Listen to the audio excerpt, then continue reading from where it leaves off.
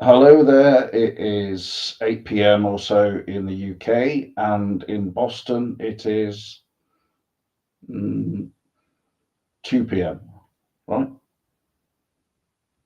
Three. Sorry. Okay. And I'm joined today by Mr. Joe Powers, who I'm very pleased to have back on the show, creator of the original page Bring Back Twin Peaks, which I helped him with the Missing Cooper campaign, which has now got to the level that Russians are making their own fake versions of the Missing Cooper poster and selling and making money from it. So we never made anything from it. So this then changed into Twin Peaks Worldwide because I kind of thought I'll change it and we'll call it something to do with Step Brothers, basically, because I felt like the way we ran the page, it was like this constant kind of like minor fracas, but it's kind of like in good, like, are we best friends now? Yeah. Okay. This is so room for so many activities here. And the activities extended to just basically worldwide people sending in their Missing Cooper posters posted everywhere. And it was absolutely like, I was kind of like blown away by it, honestly. And I did my bit, but I got a Missing Cooper t-shirt, and Charlotte Stewart saw me at the Twin Peaks Festival, and she's like, "Oh, Cooper's missing, is he? Oh no!" And I'm like, uh, "Just a poster we made." And then we watched the show Twin Peaks: The Return. Cooper's missing. He's flown the coop,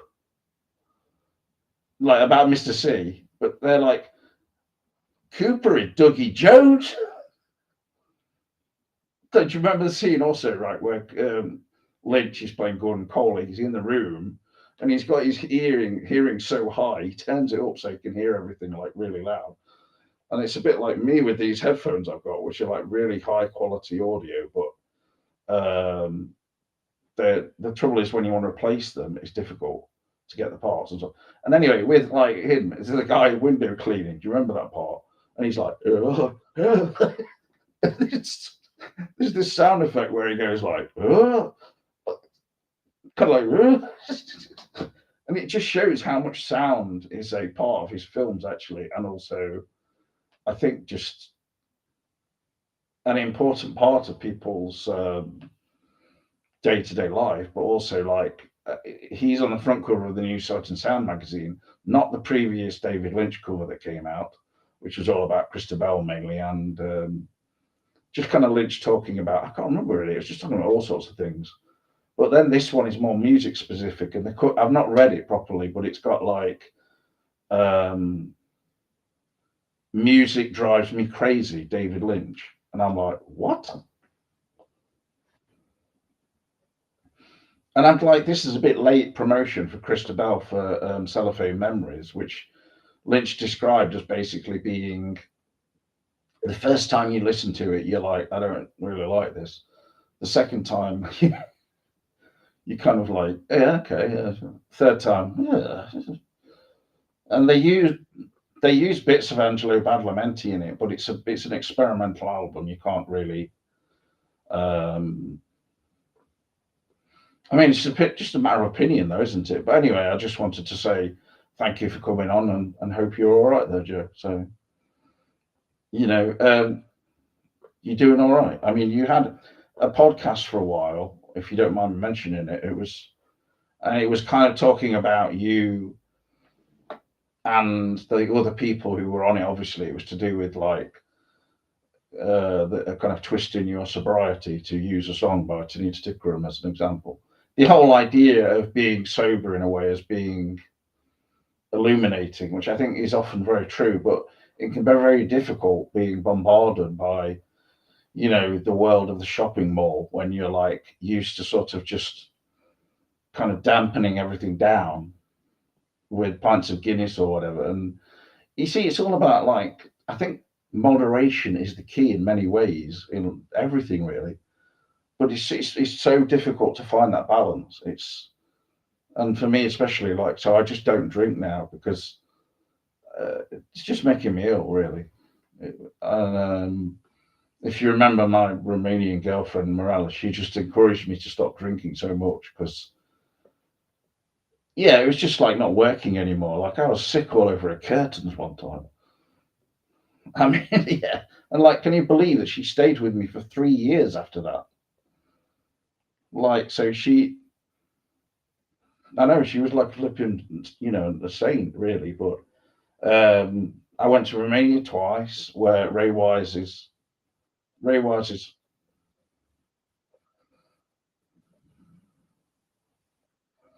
yeah.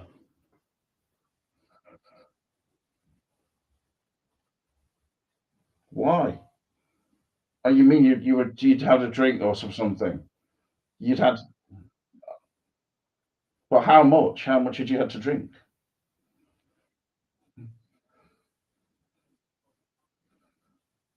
Beer.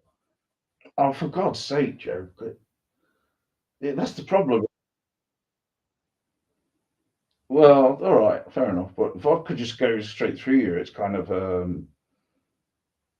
it's okay. Vodka is kind of like a clean alcohol, so it's sort of. But peeing in the corner of your bedroom is. You mean you couldn't find the toilet basically? So yeah, yeah. That's,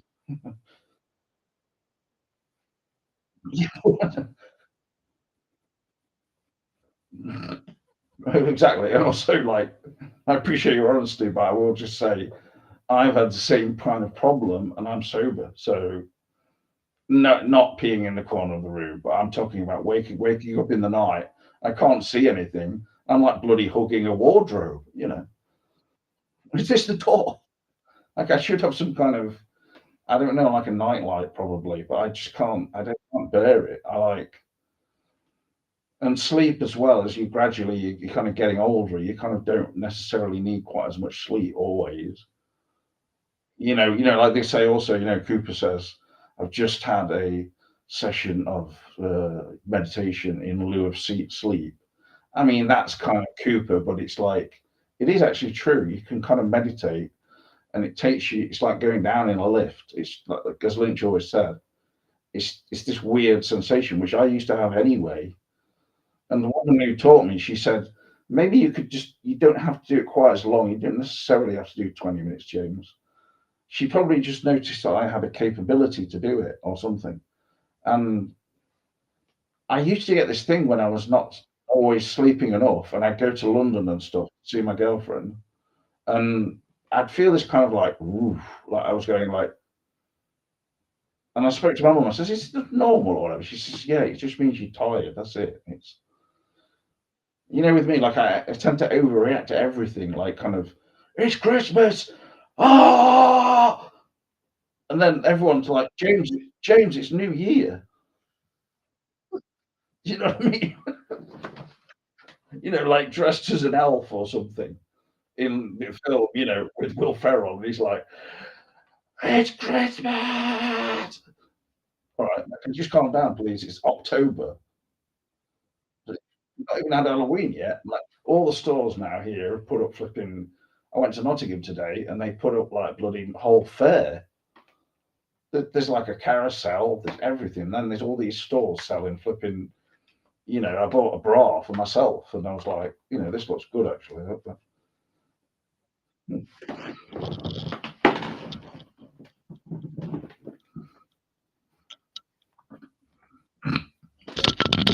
Nice.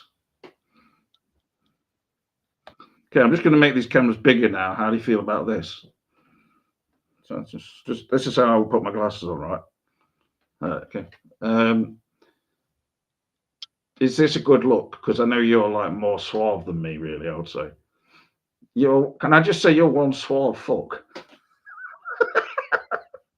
Are they Ray Bans?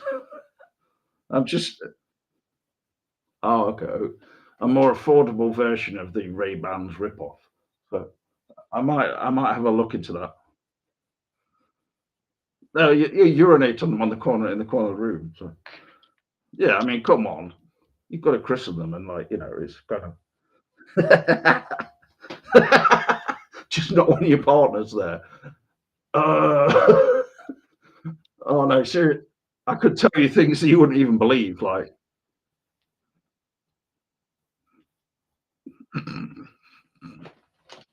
she's looking at it like this, like kind of, like Adele at the bottom of the garden with the wind blowing, like, take it easy. No, what's the song? Go easy on me. And it's always like Adele on her own at the bottom of some garden somewhere with leaves blowing around. Like, and my sister jokes about it. She says, you're like that with like, because you're standing opposite her house looking like, and then she's got a dog called Dandelion, right? And she says, yeah, Dandelion is the same. She'll be just standing there like,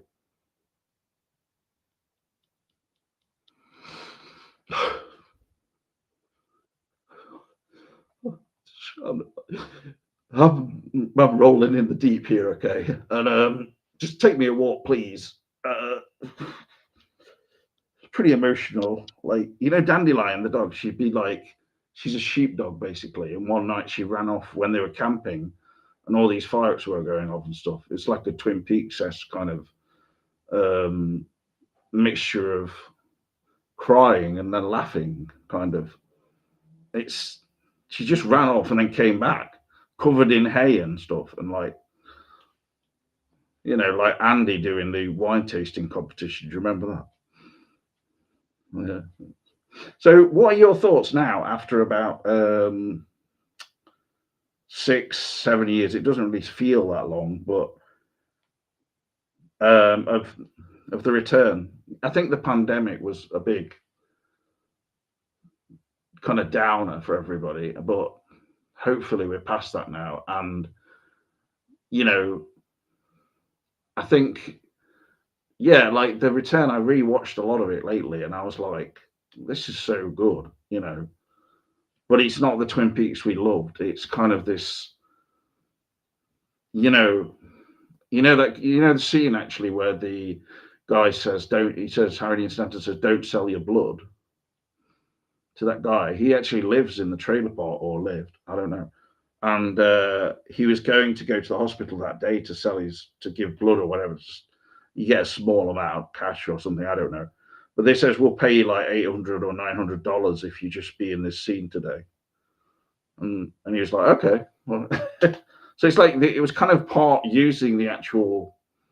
And other actors, when they came onto the set, they would meet Mark Frost or something, and then David would do, say, 20 minutes of meditation in his trailer.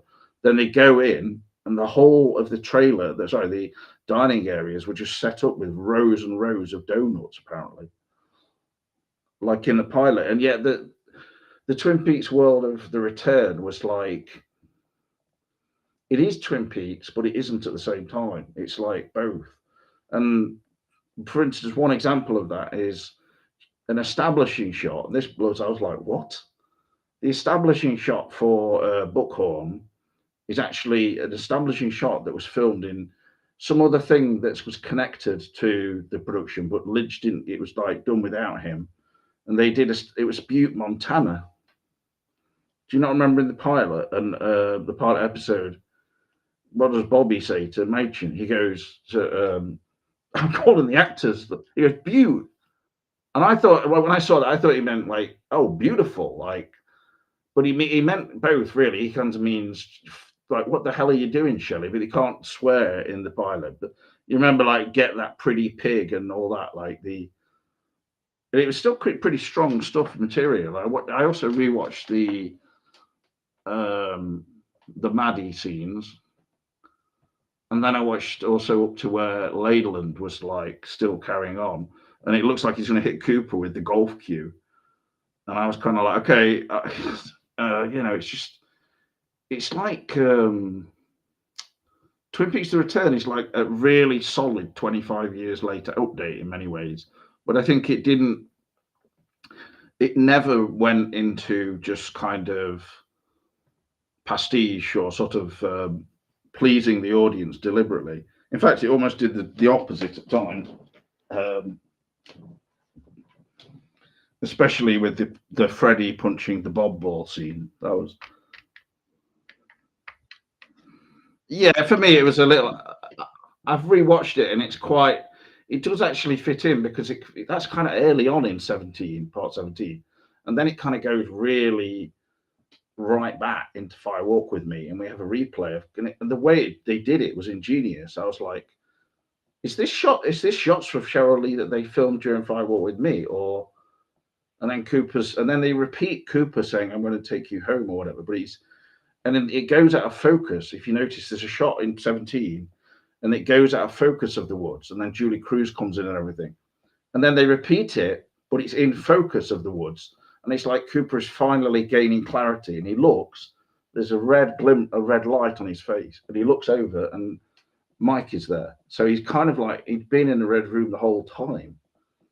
In a way, and that's why he says, "I've always." No, Mr. C says, "I've always been at home" or something, because it's like it's a projection in some sense. I do think there are aspects of it which are kind of happening in the real world, but it's like it's happening, 5 minutes in the future. This whole idea they had with Fire Walk with Me was the same. It was that's Engels though, and Lynch, and then I think Mark Frost did about as much as he could, like probably about 45%, and then Lynch 55% of the Fire Walk. There's so many things that I noticed after the fact, like in the last episode, Carrie says to Richard Cooper, she says, "Is it cold in Washington?" She goes, at first she goes, "Washington, D.C." And then he says, "No, Washington State." She says, "Is it cold?" And he goes, "If you've got a coat, bring one." And she says, "I've got two coats." And then I was like, what did Dr. Amp say when he was spraying the gold shovels? 2 coats guaranteed. It's like, a lot of it is like song lyrics, like, with the James Marshall and Freddie, played by Jake Wardle. Like they're kind of, sitting at the back, especially sitting at the back of the Great Northern, and he says like, "Drag the comb across my head." Oh, just joking. Like, and it's like, but it seems like Freddie, he's too young to know such a song as that particularly well, because they've not established any idea that he's a big music fan. It's entirely possible that he could be a massive Beatles fan, but have you seen that video that Lynch did for Donovan in the last year or so? It's crazy. It's just like,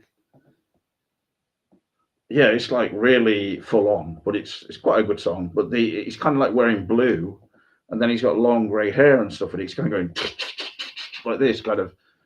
It's like, what the hell? And I saw Christabel back in 2019 at a David Lynch exhibition, here in Manchester, and I was just like, and I was staying on a canal boat that night, and everybody gliding like who was doing the videos with me was making fun of it, saying that I was too scared to go and approach her and stuff. But the thing is, I stood near her, and then I just thought, I don't really know what I'm going to say now, because I don't want to go up and say you were really good in the return, because I was too tired to be.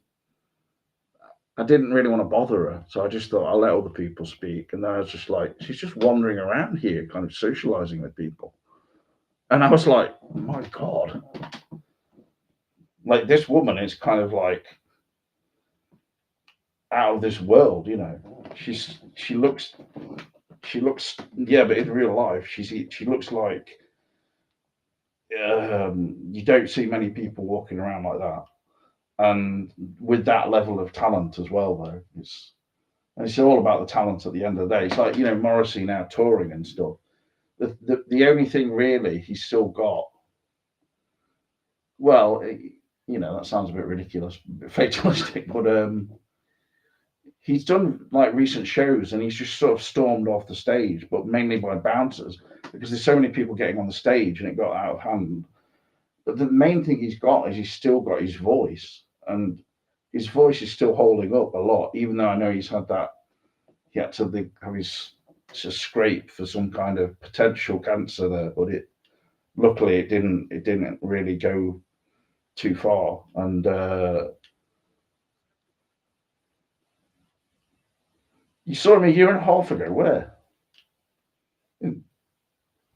How much did you have to pay for the tickets? Like, just out of curiosity. Seriously?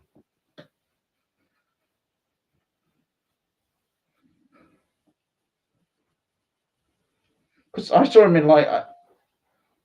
in a small club here, called Rock City in Nottingham, which is a good venue, right? But it's like it can hold about maybe 2000 or something. And it was sort of during the time where he slightly faded out of view after like a Southpaw Grammar. I thought that was brilliant. And I was like, Morrissey himself as well, he was like, this is one of my best albums, definitely. But the record buying public were a bit, okay, like this is not Vauxhall and I, this is like rock or something, or like it's prog rock or something. I mean, it just has like 10-minute drum solos. But then he did the album Maladjusted, and that was pretty badly received because fairly probably because it's not the best album by any means. I like it, but yeah, he had these ups and downs in his career, and then he came back after about 6 more years, and he was like, number two in the charts here, and kind of seemed to kind of conquer the world after that. And he just seems to have. Sorry, that was just someone doing a missed call. If you could hear that, I don't know, but yeah, I mean, I don't. I know you're on your lunch break basically, and so it's kind of like that's. If I'm speaking a bit rushed, I was just trying to fit in a bunch of things, but I feel like I've not asked you enough in a way about, for instance, your feeling about the return and the idea that if like Lynch is interested, he said, "I'm interested in the Carrie Page story." Like, how would that work though? I don't understand. It's so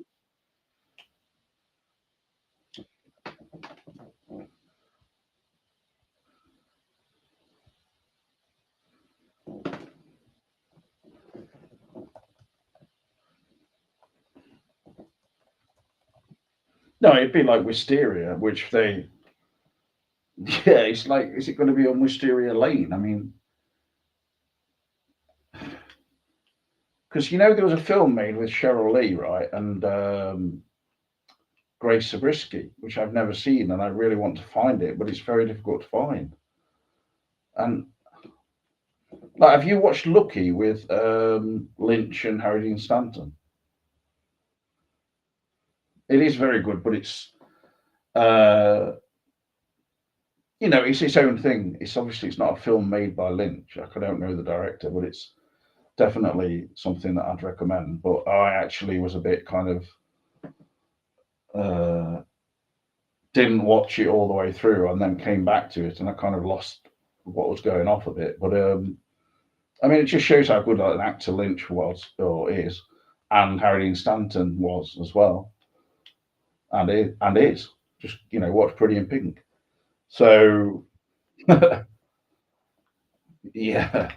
What about in Wild at Heart though? I rewatched that recently, and I was like, this film is like strong.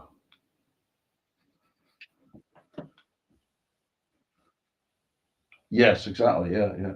And that's come out in and that's come out in like a 4K remaster, which there's a certain degree of kind of some people are a bit like, I don't like it being all smoothed out, like, but to me it looks like it's made yesterday, and so I'm kind of like, I don't mind. But I mean, Alien is just like an incredible film. Um, it's better than Aliens easily, but I mean, Aliens is okay, but Aliens is more like just the Gunko war film, really. Uh,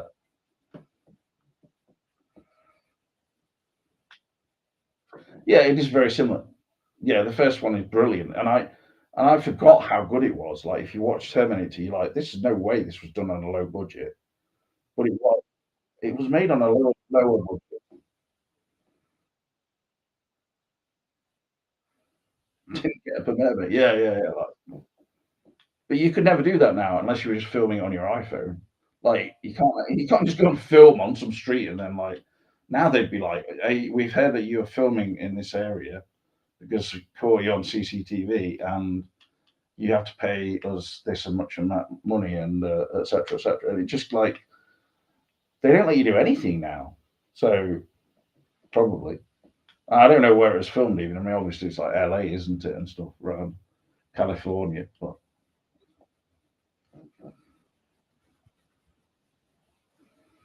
it looks better than Alien Romulus, frankly. Yeah.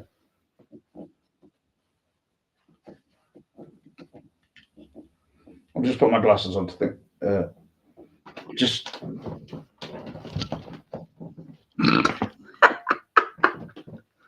What are you talking about now? Alien Romulus? You fell asleep quarter of a way in. Okay, well, no, yeah, don't watch Alien Romulus to wind down. Like, they, okay, fair enough.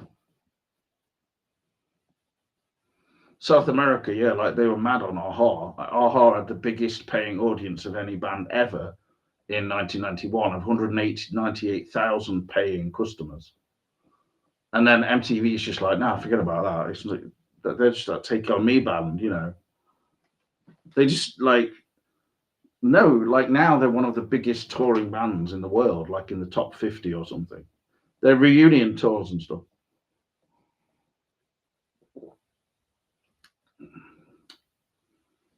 You mean you're the half? But you're not actually married, are you? Right? I mean, I'm just interested, you know, in getting to know. So you're saying I should stop writing to your partner because I keep sending some uh, art of mine, which was based on based on the fan film Queen of Hearts. I don't know if you've seen that. And she said, "Why are you sending me this? I'm watching Predator v Alien. Stop, stop sending me this crap, bitch." And I know, fair enough, right? Bloody hell! But look at this, by the way. Oh, here we've got some good stuff for you. Don't worry, the fan's off. No, it's like a phone. It's a phone box. A biography here of Greta Garbo. The last horror album was called this. True North. They filmed it during lockdown. There's a film. Do you know that last year Aha played the Hollywood Bowl? Yeah, and people were like, "Oh my god, this band is brilliant." They played with an orchestra. Yeah, yeah, I know, but they've had to fight for it for so long because in America, basically, the record company dropped them after the second album because they were like, "This hasn't got any Take On Me on it. What is this?" And like Paul, it's arguable. There's two different. You can watch Aha the movie. You can also watch True North the movie. In Aha the movie documentary, it's like they do is seem to like get in the studio if they ever do, and then have like kind of minor disagreements about everything. And Paul, for instance, he was trying to become like a rock producer with the second album, like with live drums on it and live guitar and live, vocals as much as possible. And so it's much more rough and romantic. And then Warner Brothers America was sort of like, we don't really know how to promote this because, like, we can promote Culture Club, for instance, or Tears for Fears, but this is kind of like too Norwegian, probably. This kind of,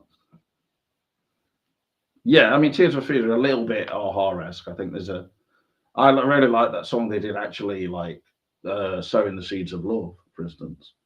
And they said, which is a kind of a Beatles tribute in a way. It's like it almost has two voices in it. Both of them sing, don't they? And it's like the Lennon McCartney kind of to and fro slightly. But that song was so popular at the time. I mean, it was bloody massive. And I remember like hearing it every time. I'd be like, and I would literally be sowing the seeds of love by planting kind of these. I don't know if you've heard of these particular kind of flowers called nosegays. And they would like come out like they look like noses, but they're called nosegays. They're not. I don't mean they're like a homosexual flower or something. And I don't know why you're laughing about that. That's not true.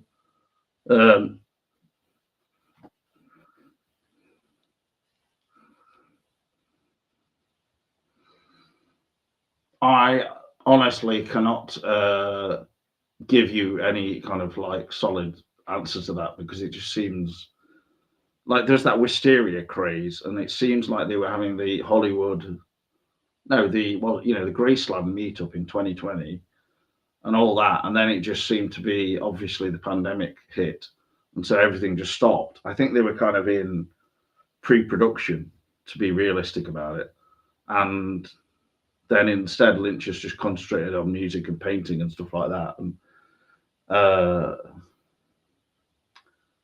because I mean, I don't think he can make like another Inland Empire, for instance. That would be a bit much. Like, 3 hours filming in like Poland and America and stuff, and he's kind of like, yeah. I mean, I think it's so interesting in a way that, for instance, I've just learned that a year ago I learned that Mädchen Meek was becoming a director, and she's sort of like directing different TV shows, and that's the same thing as Jen Lynch. Like with Jen Lynch, she probably wants to do films, obviously, but now in Hollywood, the way it is, TV is like the new films, isn't it? And it's sort of, I think to make a film, you've got to be probably operating on a much smaller budget than films used to be, because they're now everything's shot digitally mostly. And I don't know if you've seen the film Civil War, for instance. That's Yeah, I recommend that. It's the new film by the director of 28 Days Later and all that. And so it's Danny Boyle. It's really good. It's kind of a bit. It's kind of hard hitting at times, but it's really good. It's like got Kirsten Dunst in it, her real life husband Jesse Plemons, and it's one scene where he just starts pointing at people, and he's holding a gun, and he's got these kind of weird pink shades on, and he goes, "Are you an American? Are you an American? Where are you from? Where are you from?" She's like, Nebraska or no, or I don't know, Utah or something. "You're an American, okay, right. Where are you from?" She says, like for Texas or something. "You're an American, okay. Where are you from?" And this guy's like, "South America." And he says, "What do you mean, South America?" And he goes, "Mexico." And he just goes, and he's got all these bodies in a pit. Jesse Plemons. He used to be a bit like chubbier looking, and he altered his diet, and he kind of, it just means he can go for different roles basically. Like with Kirsten Dunst in that film, I don't think she wears any makeup at all, and she basically plays like a photojournalist. But what? You met Kirsten Dunst? No. Oh, it's like you mean it's like. Do you mean MTV or something? Or yeah, yeah, yeah. I remember. Yeah. Do they still do that? Not really. But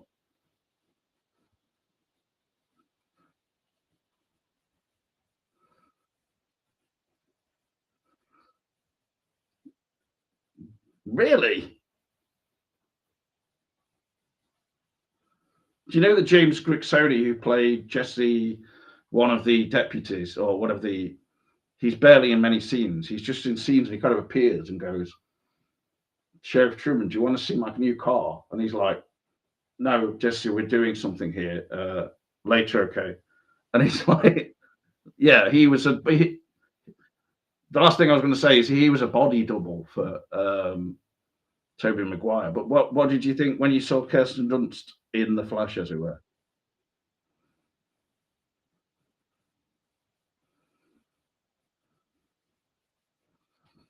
I'm talking about her appearance because I always found Kirsten Dunst like in, she's like an angel, isn't she? She's sort of,